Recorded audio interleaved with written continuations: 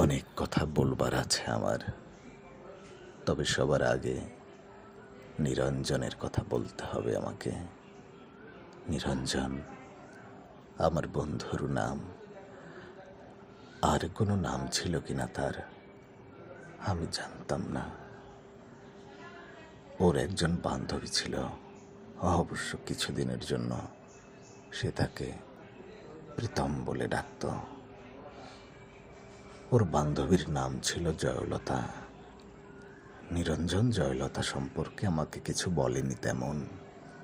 জয়লতাকে কখনো কোনো চিঠি লিখেছিল কিনা সে কথাও সে আমাকে বলেনি। অবশ্য জয়লতার চিঠি আমি দেখেছি। একটা চিঠি ছিল এরকম: প্রীতম, সময় ঘুরিয়ে যাচ্ছে। তুমি বলেছ এখন দুঃসময়, কিন্তু আমি জানি সব সময় সুসময়, যদি কেউ ব্যবহার করতে জানে তাকে। আমি বুঝি বেশি দিন নেই। যদি পারো এক্ষুনি তুলে নাও, নইলে অন্য পুরুষ ছিবড়ে খাবে আমাকে। নিরঞ্জন আমার ঘরে বসে অনেকক্ষণ সিগারেট টানতে টানতে চিঠিটা চুপ করে এগিয়ে দিয়ে বলেছিল, বিভু, চিঠিটা পড়ুন। আমি প্রথমে পড়তে চাইনি, পরে ওইটুকু পড়ে তার দিকে তাকিয়েছিলাম। না, ওই সিগারেটের ধোঁয়ায় আমি কোনো নারী প্রেমতাড়িত মানুষের ছায়া দেখিনি। ভয়ানক নির্বিকার। কিছু বলছেন না যে? আমি জিজ্ঞেস করেছিলাম। কি বলবো এই ব্যাপারে? কোন ব্যাপারে? এই যে জয়লতা। বাদ দিন। আমি বাদ দিয়েছিলাম। নিরঞ্জন অনেকক্ষণ আমার ঘরে বসে সিগারেট টেনে টেনে ঘরটাকে অন্ধকার করে চলে গিয়েছিল সেদিন। জয়লতার সঙ্গে অন্য পুরুষটির বিয়ে হয়েছিল। আমি জয়লতা এবং সেই পুরুষটিকে দেখেছি বহুবার বিশ্ববিদ্যালয়ে। জয়লতা আরো সুন্দরী, আরো দেমাগী হয়ে উঠেছিল।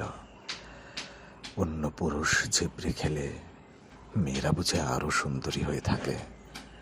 এ কথার সূত্রে নিরঞ্জন আমাকে বলেছিল, মানুষকে এত ক্ষুদ্রার্থে নেবেন না। মানুষ এত বড় যে আপনি যদি মানুষ শব্দটি একবার উচ্চারণ করেন, যদি অন্তর থেকে করেন উচ্চারণ, যদি বোঝেন এবং উচ্চারণ করেন মানুষ, তো আপনি কাঁদবেন। আমি মানুষের পক্ষে, মানুষের সঙ্গে এবং মানুষের জন্যে। হ্যাঁ, নিরঞ্জন মানুষের মুক্তির জন্য মিছিল করত। আমি শুনেছি নিরঞ্জন বলছে, তুমি দুষ্কৃতী মারো, গেরিলা তামিল মারো, হিন্দু মুসলমান মারো, এভাবে যেখানে যাকেই মারো না কেন, মনে রেখো মানুষই মরেছে। শক্তির স্বপ্নে তুমি যারই মৃত্যু উল্লেখ করে উল্লাস করো না কেন, মনে রেখো মানুষই মরেছে। এই ভয়ঙ্কর সত্য কথা নিরঞ্জন বলেছিল। মিছিলে হাত উঠে বলেছিল, এভাবে মানুষ মারা চলবে না, মানুষকে বাঁচতে দাও।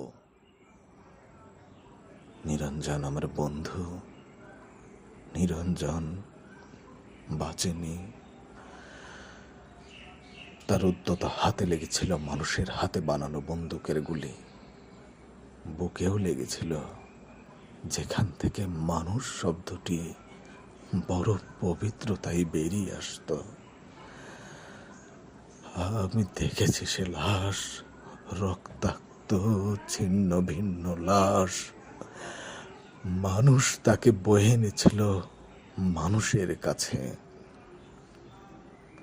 জয়লতা সে লাশ দেখেছিল কিনা সে প্রশ্ন উঠছে না। যদি দেখলেও কেঁদে থাকে প্রকাশ্যে অথবা গোপনে, তাতে নিরঞ্জনের কোনো লাভ হয়নি। তবে মানুষ কেঁদেছিল, আমি জানি তাতে নিরঞ্জনের লাভ ছিল। নিরঞ্জন প্রমাণ করতে পেরেছিল, গতকাল মিছিলে আইন অমান্যের অভিযোগে যে দুষ্কৃতী মারা গিয়েছে তার নাম নিরঞ্জন। সে আসলে মানুষ।